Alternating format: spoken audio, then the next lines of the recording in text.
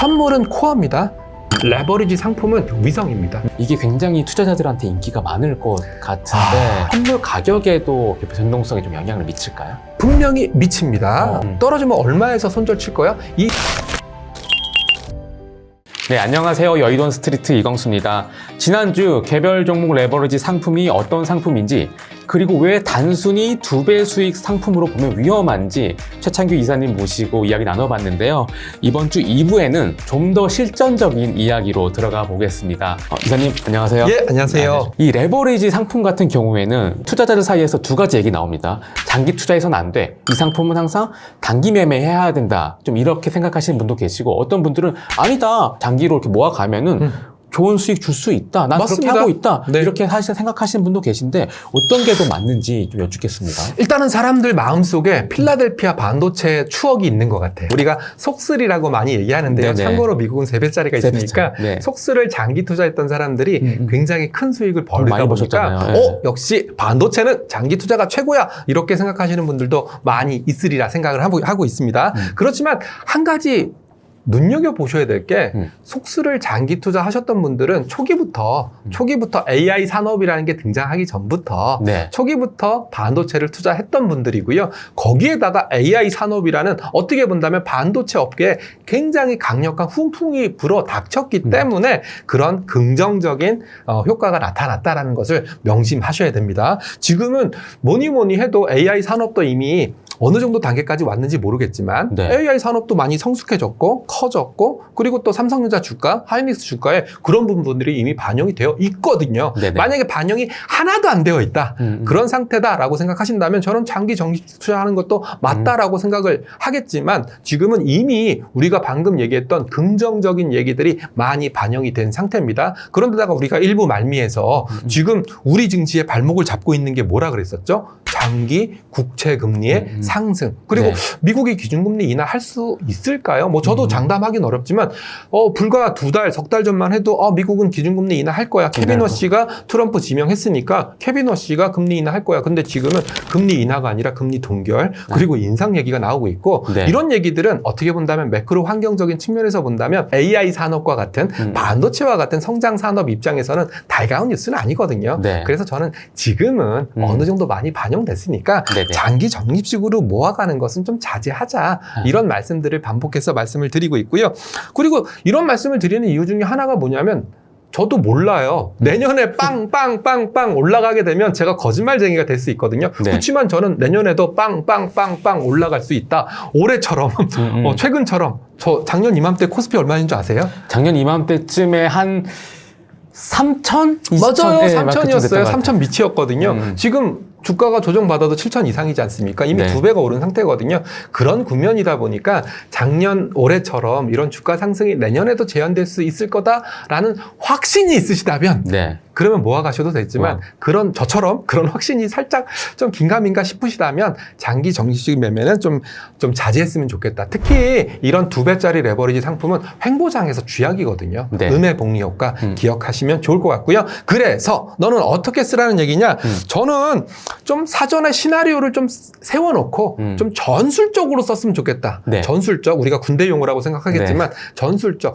엔비디아 실적 발표가 굉장히 좋게 나오고, 엔비디아가 좀 더 데이터 센터를 늘릴 거고, 데이터 센터에 AI 서버가 들어갈 거고, HBM 수요가 좀 더 강하게 형성될 거다. 그리고 LTA라고 해서 요즘은 장기 공급 계약이 대세거든요. 과거에는 그렇게 장기 공급 계약을 안 맺었어요. 만약에 저의 디램이 필요하시죠? 네네. 뭐 몇 달간 얼마에 납품해 드릴까요? 저 한 석 달만 필요해요. 이게 이제 일반적인 상황이었다면 이제는 몇 년치 드릴까요? 그렇게 해야지만 살 수 있는 거죠. 네. 이러면 또 판이 달라지는 거거든요. 왜냐하면 회사 입장에서도 물론 디램 가격이 더 올라가서 못 먹는 부분도 있겠지만 장기적으로 안정적으로 마진을 확보할 수 있다. 일종의 우리가 하고 있는 이런 디램이라든지 HBM이 장치 산업이 되는 거죠. 네네. 에너지처럼 플랫폼 산업이 되는 거죠. 이러면은 장기 우성장도 충분히 가능한 시나리오가 될 수 있거든요. 이런 것들을 좀 머릿속에 꼼꼼하게 사전에 시나리오를 좀 세우고 전술적으로 들어가서 사시는 것이 좋을 것 같다. 그러면서 제일 중요한 거 명확한 방향성, 네. 그리고 제한된 비중 얼마까지 들어갈 건지, 그리고 정해진 기간, 나는 이렇게 장기 계약을 맺게 된다면 장기 계약이 한 6개월 정도는 유효할 거니까 나는 한 6개월 정도 이런 개별 종목 레버리지 상품을 매매할 거야. 이런 기간, 그리고 제일 중요한 거, 손절. 만약에 내가 세웠던 사전 시나리오가 어긋난다든지 네네. 빠그러졌을 때 나는 어떻게 손절을 치고 나갈 거야. 이렇게 좀 종합적으로 들어가야 되고요. 우리가 일부에서 뭐라고 얘기했죠? 개별 종목 레버리지 상품은 종합예술이다. 네, 종합예술이다. 네, 단순하게 두 배 먹는 게 아니라 종합예술이라는 말을 여기 써먹는 겁니다. 매매도 종합예술처럼 해야 되는 거군요. 그렇죠. 이게 그러니까 항상 레버리지 상품이라고 해서 장기 투자가 유효한 것도 아니고 단기 매매가 옳은 것도 아니고 상황에 따라서 내 네. 상황에 따라서 이렇게 달리 운영해야 된다라는 거고, 지금 이사님 의견은 이미 AI가 일정 부분 반영이 된 부분, 네. 금리가 오를 수도 있는 그런 부분들을 반영을 해서 판단을 좀 해야 된다, 이런 조언인 것 같습니다. 네. 이제 레버리지 상품 같은 경우에는 이 개인뿐만이 아니라 기관들도 매매를 하시잖아요. 많이 하죠. 그래서 기관들의 매매는 좀 다를 것 같다라는 생각을 개인 투자자들이 많이 하시는데, 실제 이 기관들, 현업분들은 어떻게 이걸 좀 활용하시나요? 자, 그러면 이렇게 제가 되물을 수 있는데요. 네. 현업에 계신 분들은 이거를 두 배 먹는 방향성으로 게임을 할까요? 아니면 다른 목적으로 쓸까요? 다른 목적도 왠지 있을 것 같고 방향으로도 뭐 있을 것 같고 둘 다 쓸 것 같은데요? 일단은 방향성은 아닙니다. 아니에요? 방향성으로 몰빵해서 나는 이 방향성의 끝판, 수익을 극대화하겠다. 이런 목적으로 쓰는 기관 투자들은 많지 않습니다. 네. 오히려 나는 삼성전자가 내 포트폴리오에, 하이닉스가 내 포트폴리오에 얼마 정도 있었으면 좋겠다라는 노출의 비중을 정하는 목적으로 씁니다. 만약에 내가 100억 정도의 펀드를 운영하고 있습니다. 네. 나는 30% 정도는 삼성전자를 가지고 가려고 하고 있습니다. 그러면 삼성전자를 한 10억 정도만 삽니다. 10억 정도만 사고 네. 20억이 모자르지 않습니까? 네. 그러면 그 20억에 모자르는 상품을 레버리지 상품으로 집어넣습니다. 그러면 저는 20억이 모자르니까 레버리지 상품은 얼마 원 어치만 사면 될까요? 10억 원. 10억 원 어치만 사면 되겠죠. 그러면 네. 저는 나머지 10억 원 갖고 현금 유동성을 확보하는 겁니다. 혹시 모르니까 이거 현금 가지고 그렇습니다. 있는. 결국은 나의 노출 비중, 내가 노출 비중 삼성전자 하이닉스를 한 50% 정도 노출하겠다. 그러면 절반 정도는 삼성전자 하이닉스, 절반 정도는 레버리지 상품을 집어넣고, 그러면 레버리지 상품을 집어넣는 만큼 그 상품에서 현금 유동성이 생길 거지 않습니까? 네네. 저는 그 현금 유동성을 가지고 또 다른 이벤트에 대응을 하는 겁니다. 그런 식으로 전략적으로 좀 사용하는 거군요. 맞습니다. 기관들은. 그러면서 저는 그 10억 원 정도의 유동성을 가지고 포트폴리오 리밸런싱을 한다든지, 그리고 이 방송을 녹화하는 시점에 엔비디아 실적이 아마 나왔을 텐데요. 네네. 엔비디아 실적, 솔직히 저 젠슨 황님한테 물어보고 싶어요. 얼마나 서프라이즈인지. 그리고 또 서프라이즈하게 나온다고 해도 시장이 엔비디아 주가에 또 서프라이즈 나오는 만큼 좋게 반응할까요? 저는 아니라고 보거든요. 실제로 엔비디아 실적이 최근에 굉장히 좋았어요. 예. 근데도 불구하고 엔비디아는 주가가 빠진 경우도 예. 있거든요. 그러니까 저는 그런 이벤트를 대비해서 현금 유동성을 맞춘다든지 그런 목적으로 쓰고자 하는 거죠. 그래서 기관 투자자는 개인이랑 다릅니다. 네네.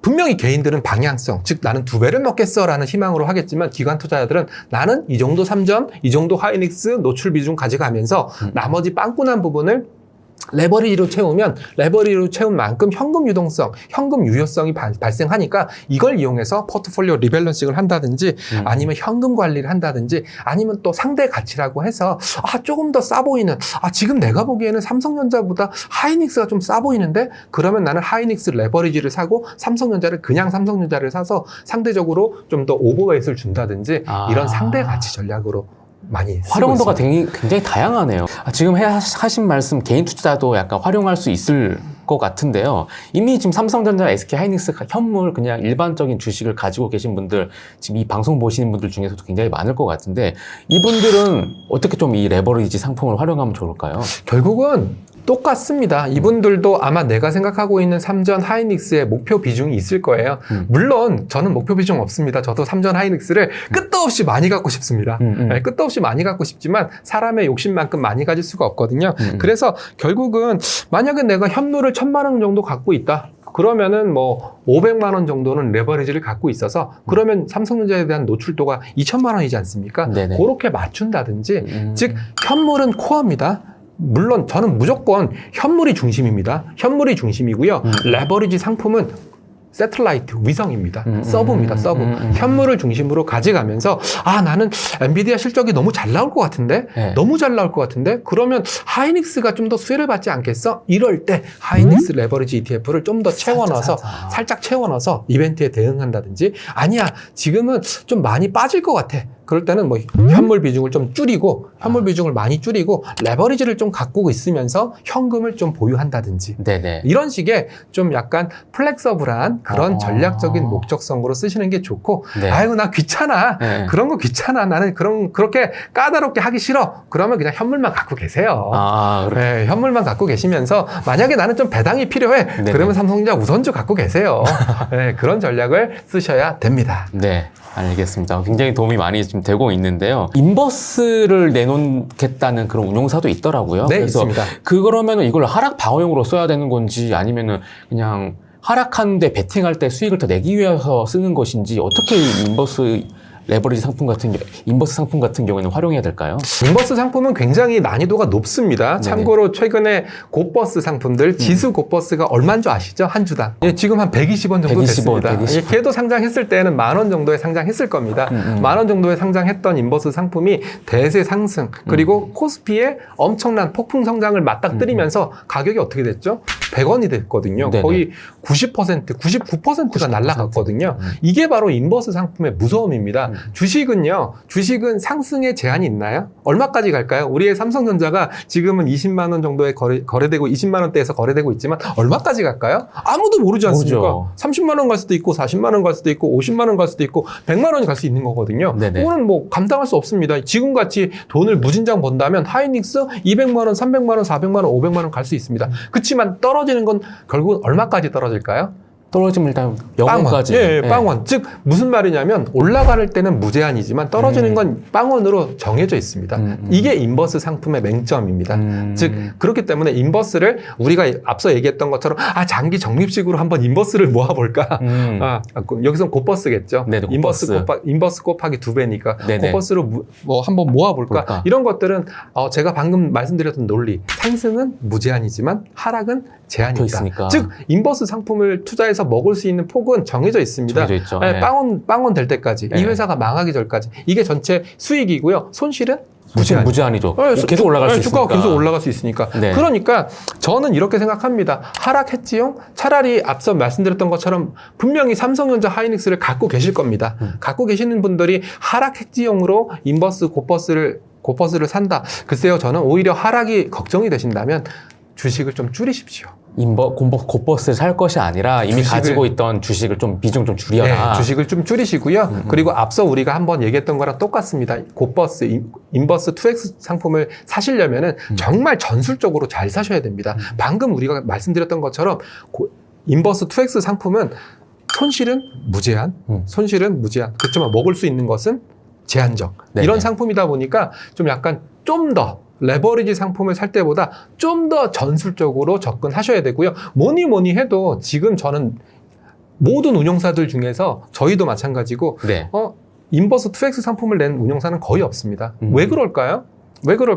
어찌됐건 지금은 AI 산업이 우리의 사이클에 들어왔고 AI 산업으로 말미암아 오히려 더 크게 성장할 가능성이 높지 오히려 즉 AI 산업이 망할 가능성은 그렇게 많지가 않은 상황이거든요. 네. 아마 이런 것들을 염두에 뒀다라고 생각하시면 되니까 인버스 2X 상품은 글쎄요, 저는 하락했지용이 걱정되신다면 주식을 좀 줄이십시오. 주식 포지션을 줄이시고요. 네. 그리고 하락 해지가 정말 걱정이 된다. 뭐 예를 들어서 삼성전자 노조 파업으로 말미암아 삼성전자 주가가 정말 급락이 예상된다. 그럴 때는 철저하게 시나리오. 만약에 이렇게 되면 영업이익이 얼마나 감액될 거고 영업이익이 감액되면은 삼성전자의 연간 영업이익이 얼마나 빠질 거고 그리고 만약에 파업이 이루어진다면 언제까지 파업이 할 거고 그렇기 때문에 나는 언제 들어가서 언제 빠져나올 건가 이런 것들을 정말 더 치밀하게 세우셔야 됩니다. 그리고 일부에서도 음해복리라고 이렇게 말씀하시면서 지금 굉장히 이 레버리지 상품에 접근하기를 주의해야 된다. 이걸 알고 투자를 해야 된다. 이런 말씀도 이렇게 잠깐 말씀해 주셨는데 개인 투자자분들이 굉장히 어려워하시더라고요. 네. 그래서 음해복리 그러니까 레버리지 상품이면 횡보할 때 굉장히 많이 까질 수 있다. 좀 이 정도로는 다들 이해를 하는데 좀 더 좀 구체적으로 설명해 주신다면요. 네, 일단 제가 숫자로 좀 설명을 드리겠습니다. 이건 네. 산수니까 전혀 걱정하실 필요 없습니다. 지금 삼성전자가 100이라고 가정을 해보겠습니다. 됩니다. 100원. 아, 저도 삼성전자가 100원이었으면 너무 좋겠네요. 제 전 재산을 다 투자해가지고 삼성전자를 살 수 있으니까. 네. 근데 만약에 10% 하락했다라고 가정을 하겠습니다. 그러면 90원이 됩니다. 그러면 90원이 다시 10% 하락해서 90원이 다시 100원이 되려면 얼마가 올라야 될까요? 11.1% 11.1%. 네, 1% 오르면 됩니다. 즉 10% 빠져서 90원이 됐다가 11.1% 올라가게 되면 다시 원위치가 됩니다. 이것을 레버리지 상품에 한번 대입을 해보겠습니다. 만약에 삼성전자가 10% 빠졌으면 얘는 20%가 빠지니까 80원이 될 겁니다. 11.11%가 올라서 삼성전자가 원금이 됐으면 얘는 22.22%가 오릅니다. 그렇게 되면 얘는 얼마가 됐을까요? 22.2%. 80원에서 22%가 올랐으니까 그때 반평 한 97원. 97원. 아, 네, 97.8원이 됩니다. 원금이 안 되는 거군요. 원금이 안 됩니다. 아. 이런 일들이 매일같이 반복된다고 가정을 해보겠습니다. 매일같이. 매일은 아니겠죠. 이틀에 한 번씩. 네네. 네, 10% 빠졌다가 11.1% 올랐다가 또 10% 빠졌다가 11.1% 올랐다가 이게 매일같이 반복이 된다면 얘는 97.8원이 됐다가 또 95원이 됐다가 93원이 됐다가 이렇게 계속 떨어지게 됩니다. 레버리지 상품에 투자 안 하셨던 분들은 원금 그대로 가져가는데 네. 이제 레버리지 상품 투자하셨던 분들은 그렇게 같은 등락폭이 왔다 갔다 하면은 조금씩 원금을 이제 갉아먹는다. 네. 그리고 또 제일 중요한 건 뭐냐면 이런 일들이 어떻게 형성되는지 어떤 시나리오로 형성되는지에 따라서 천차만별 효과가 일어날 수 있습니다. 예를 들어서 시장이 그래도 괜찮아. 10% 빠지고 11% 올랐잖아. 그러면 내일 12% 오를 수도 있다는 얘기잖아. 이렇게 생각하시면 저는 어쩔 수가 없습니다. 그렇지만 시장이란 게 그렇게만 움직이지 않거든요. 특히 삼성전자, 하이닉스 최근의 주가를 보셔서 그렇지만 옛날 주가로 생각하시면 진짜 안 움직였습니다. 네. 진짜 안 움직이게 된다면 횡보장에서는 그 음해봉 효과가 더 커질 수 있으니까 네. 저는 그 말씀을 드리는 거고요. 제발 최근의 상황들은 이 기자님도 아마 기억나시겠지만 이렇게 주가가 많이 움직이는 거 보셨나요? 저 처음 봤어요. 이제 네. 믿을 수가 없고 제 생전에 또 이런 걸 볼 수 있을까 이런 생각도 들었습니다. 참고로 제가 26년 금융계에 일하면서요. 네. 매수 사이드카, 매도 사이드카 오래 다 봤습니다. 네. 그때 동안 이때까지 봤던 거 올해 다 봤군요. 네, 오래 본 게 더 많습니다. 오래 본 게 더 많으니까 제발 우리가 강조드리는 게 뭐냐면 좋은 칼이라도 요리에 쓰면은 좋은 도구가 되지만 만약에 살인자의 무기가 된다면 그건 흉기가 될 수 있는 거거든요. 바로 레버리지 상품 그리고 인버스 2X 상품은 그런 목적성에 정확하게 맞춰서 쓰셔야 됩니다. 지나치게 시장을 낙관한다거나 그런 식으로 하면 위험할 수도 있다. 그리고 일부에서도 말씀해 주셨다시피 이제 괴리율 이런 네. 개념을 설명해 주셨는데 일부 투자자분들은 괴리율이 많이 벌어졌네. 결국 좁힐 거니까 싸게 살 기회다. 이런 식으로 생각하시는 분도 있는데 이렇게 활용해도 괜찮을까요? 안 됩니다. 안 돼요? 진짜 안 됩니다. 왜냐하면 괴리율이라는 거에 대해서 먼저 설명을 드리겠습니다. 네. 자, 삼성전자 레버리지 상품, 하이닉스 레버리지 상품은 기초 자산이 누구죠? 삼성전자 주가, 하이닉스 주가고요. 그러면 삼성전자가 10% 올랐을 때 우리 레버리지 상품이 20% 올라줘야 정상이겠죠? 네. 근데 20% 못 오르고 19%만 올랐다, 18%만 올랐다. 이게 바로 네. 기자님이 말씀하신 괴리율입니다. 삼성전자가 10% 올랐는데 나는 19%밖에 안 올랐으니까 1% 더 오르겠네? 네. 사야 되겠다. 18%밖에 안 올랐으니까 나는 2% 싸게 살 수 있네? 네. 사야 되겠다. 그러시면 안 됩니다. 그러시면 안 되는 이유 중에 하나가 뭐냐면 이렇게 못 쫓아갔다는 이유 중에 수많은 가지 이유가 있을 수 있는데 그 전날 종가에서 움직임이 좀 덜 반영이 됐다든지 참고로 LP, 리퀴디티 프로바이더는 하루 종일 호가를 제공하는 게 아닙니다. 장 마감 무렵이라든지 개장 초반에는 호가를 제공하지 않아도 됩니다. 그러니까 종가가 이상하게 형성될 수도 있습니다. 레버리지 상품이. 종가가 이상하게 형성돼 버리면 그 다음날 제대로 못 쫓아갈 수도 있습니다. 정상적인 상황이라면 그런 괴리가 없다라고 봐도 무방합니다. 즉 내 눈에 이상하네? 라고 시그널이 들어왔다는 얘기는 뭔가 비정상적인 가격 형성이 일어났었기 때문에 괴리율이나 추적 오차가 크게 일어났다. 그런 시그널로 보셔야지 싸게 살 수 있네? 또는 비싸게 팔 수 있네? 이런 시그널로 해석하시면 안 됩니다. 그러면요, 이사님, 장 초반 개장 직후 그리고 이제 시장 닫기 전에 그때 이제 LP가 호가를 대지 않아도 된다고 하셨는데 그러면 그때 변동성이 굉장히 클 수도 있고 클 수도 있죠. 개인 투자자 입장에서는 투자를 한다고 하면은 장 초반 그리고 이제 종가 쪽에서는 거래를 안 해야 되는 게 맞나요? 네, 거래 안 하셔야 되는 게 맞습니다. 아. 특히 이런 레버리지 상품 같은 경우에는요. 네. 우리도 아침에 눈 뜨시면 뭐부터 보시죠? 미국장부터 보시죠. 네, 맞습니다. 그리고 그 미국장, 엔비디아 실적, 마이크론 주가, 브로드컴 주가 이런 것들이 시초가에 다 반영이 되거든요. 네, 옛날에 네. NST가 없을 때는 9시 시초가에 다 반영이 한 번에, 되다 보니까 예. 시장에서도 비이성적인 가격 형성이 나타날 가능성이 높아서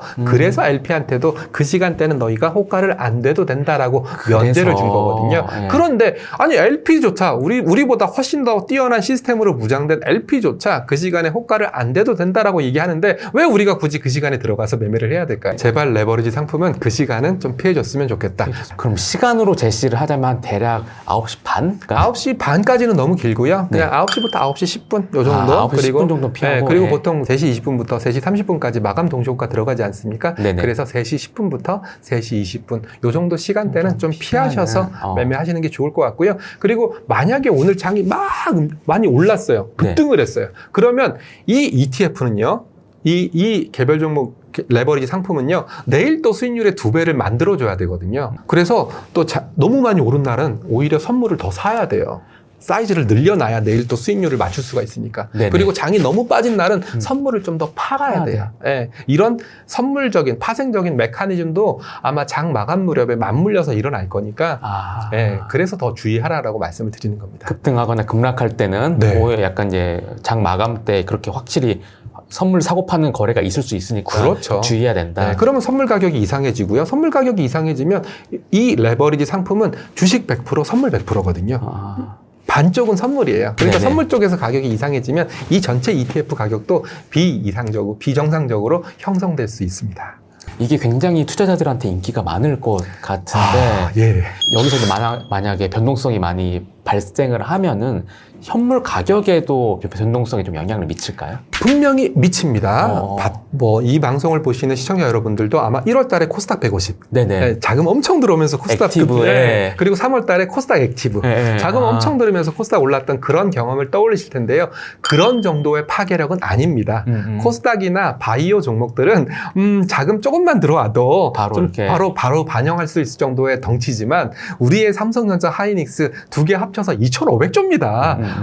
여기 계신 분들이 혹시나 뭐 한 100조 정도, 100조 정도 레버리지 상품을 매매하신다면 모르겠는데 아마 그 정도까지는 안 될 겁니다. 뭐 저도 얼마 정도라고 예측할 수는 없겠지만 미래에셋 증권에서 나온 보고서에 따르면 한 5조 정도 예측을 하고 있더라고요. 네. 이 5조 때문에 삼성전자 가격이 뭐 상한가를 간다든지 그렇죠. 하이닉스가 하한가를 간다 이런 일은 없을 거기 때문에 분명히 저는 과거에 1월 달에 코스닥 150, 3월 달에 코스닥 액티브 ETF 이런 정도의 영향력은 아니지만 분명히 변동성, 특히 현물시장, 삼성전자 주가라든지 하이닉스 주가의 변동성은 크게 줄 거고요. 그리고 만기일, 미국도 마찬가지거든요. 미국도 최근에 옵션 만기일마다 기초 종목의 변동성이 많이 커지고 있어요. 네. 아마 이런 레버리지 상품들이 많이 늘어났기 때문이고요. 전문적인 용어로는 이 방향성을 델타, 그리고 이 방향성의 미분, 방향성의 각도, 기울기를 감마라고 부르거든요. 네. 최근에 숏감마 그러면서 숏감마, 롱감마, 즉 델타의 기울기가 너무나 가파르기 때문에 네. 이 요걸 감마 리스크라고 불리는데 이 감마 리스크를 해지하기 위한 수단으로 변동성이 굉장히 많이 커지고 있어요. 이런 걸 감안했을 때는 분명히 이 상품으로 말미암아 삼성전자, 하이닉스의 주가 변동성은 커질 수 있다. 이 주가 변동성이 상승으로 변동성이 커지는지 네네. 하락으로 변동성이 커지는지는 저도 잘 모르겠지만 어찌됐건 뭐 레버리지 쪽에 자금이 많이 들어오면 뭐 상승으로 영향을 미칠 거고 반대로 뭐 자금이 빠지면 하락으로 영향을 줄 거니까 네네. 그 방향성에 대해서 저도 잘 모르겠지만 어찌됐건 기초 종목의 변동성은 커진다. 이렇게 보실 수 있습니다. 네, 그런 부분도 알아두시고 대비를 하시면 좋을 것 같고요. 전술적으로 활용해야 된다. 네. 이렇게 말씀해 주셨지만 이 레버리지 상품 내 전체 계좌에서 한 비중 어느 정도까지가 제한을 하신다면은 저만의 기준입니다. 네. 이 얘기는 미래에셋 자산운용과 전혀 상관이 없습니다. 저는 한 번도 매매를 안 해보셨던 분들은 5%. 5% 그러면 많으면 많다, 좀 적으면 적다라고 생각하실 수 있겠지만 5%만 삼성전자 레버리지 상품을 담아도 내 자산의 10%거든요. 네, 노출 비중으로 따지면. 네. 그렇기 때문에 저는 5%도 좀 많은 거 아닌가라는 생각을 살짝 하고 있는데 어찌됐건 삼성전자 하이닉스지 않습니까? 네. 이제 우리나라를 대표하는 두 우량주지 않습니까? 그래서 저는 크게 알았어 5% 초보 투자자라면 그 정도 비중을 주고 있고요. 어느 정도 뭐 매매 매매 경험이 있다. 그러면 한 10% 정도까지 얘기를 좀 드리고 있습니다. 네. 10%라고 하더라도 결국은 뭐 노출 비중으로 따지면 20% 정도 해당되는 거니까 저는 삼성전자 하이닉스를 하면 레버리지 상품이긴 하지만 그래도 20% 정도까지는 노출 비중으로 봤을 때 20% 정도까지는 저는 충분히 가능하다라고 생각을 하고 있습니다. 그리고 이런 레버리지 상품은 ISA 계좌에서는 가능하겠지만 네. ISA 계좌를 제외한 연금 계좌, 퇴직연금 계좌, IRP 계좌에서는 매매가 금지되어 있거든요. 예, 그래서 결국은 뭐 매매를 하라고 말씀을 드려도 연금 계좌라든지 이런 나의 노후를 대비한 계좌에서는 매매를 못 하실 테니까 네. 저는 그냥 위탁 계좌에서 한정해서 그리고 제일 중요한 거 만약에 내가 삼전 하이닉스가 있다 네. 이런 분들은 반드시 나의 노출 비중을 따져 보셔야 됩니다. 내가 만약에 삼전 하이닉스가 전체 자산의 50%다 그런 분들이 만약에 10%를 더 추가로 이 상품을 매입하게 된다면 나의 삼전 하이닉스 노출 비중은 70%가 되는 거거든요. 네네. 그래서 노출 비중까지 확실히 생각을 하셔야 됩니다. 그래서 저는 노출 비중 생각한다면 뭐 글쎄요 지금 삼성전자 하이닉스가 전체 자산의 코스피의 50% 정도니까 네. 노출 비중으로 따지면 한 50% 수준 그냥 코스피 수준 네. 코스피 200 수준까지 갖고 계셔도 좋지 않을까 생각하고 있습니다. 이 마지막으로 이제 개별 종목 레버리지 상품에 이제 접근한 투자자들에게 마지막 이거 하나만 정말 강조하고 싶다 이런 부분들이 있다면 한 말씀 부탁드리겠습니다. 자, 얘는 2배로 수익 내는 상품이 아닙니다. 2배로 변동성이 큰 상품입니다. 저는 이 말씀을 꼭 드리고 싶고요. 2배로 변동성이 크다라는 얘기는 좋을 때는 좋겠지만 나쁠 때는 2배로 크게 흔들릴 수 있다. 이런 말씀을 반복해서 드리는 거고요. 좋은 기업, 좋은 삼성전자, 좋은 하이닉스를 오랫동안 보유해서 수익을 크게 내겠다. 이런 개념이 아닙니다. 네. 예, 보유하면 보유할수록 변동성이 그만큼 커지는 거니까 오래 보유하면 오래 보유할수록 그 변동성을 내가 감내할 수 있느냐 거기와의 싸움이 될 수밖에 없거든요. 만약에 지금처럼 삼성전자 하이닉스가 계속적으로 주가가 올라준다면 땡큐겠지만 주가가 떨어질 수 있으니까 떨어졌을 때 그 손실을 얼마만큼 감내할 수 있느냐 그걸 반드시 명심하셔야 되고요. 저는 투자하기 전에 3가지 질문을 꼭 드렸으면 좋겠어요. 첫 번째 질문은 삼전 하이닉스가 얼마 정도까지 올랐으면 좋겠는가? 물론 삼전 하이닉스 주식을 보유하신 분이라면 이런 질문이 필요 없을 거예요. 나는 그냥 좋은 회사니까 오래 갖고 가서 복리의 효과를 극대화하겠다 이렇게 생각하실 수 있겠지만 레버리지 상품은 다릅니다. 이 종목 어느 정도까지 보니? 이 질문을 반드시 드리고 싶고요. 그리고 얼마나 오랫동안 보유할 거야? 너 1년 보유할 거야? 2년 보유할 거야? 아니면 한 달만 보유할 거야? 아니면 엔비디아 실적만 보고 바로 빠질 거야? 반드시 얼마나 오랫동안 보유할 건지 기간도 좀 알았으면 좋겠고요. 3번째, 만약에 네가 틀렸으면 어떡할 거야? 너는 삼성전자가 지금 20만 원에서 40만 원 갈 거라고 생각하고 이 레버리지 상품을 투자했는데 만약에 틀려서 20만 원이 아니라 15만 원까지 떨어지면 어떡할 거야? 떨어지면 얼마에서 손절 칠 거야? 이 3가지 질문을 반드시 투자자분들한테 드리고 싶습니다. 말끔한 정리 감사드립니다, 이사님.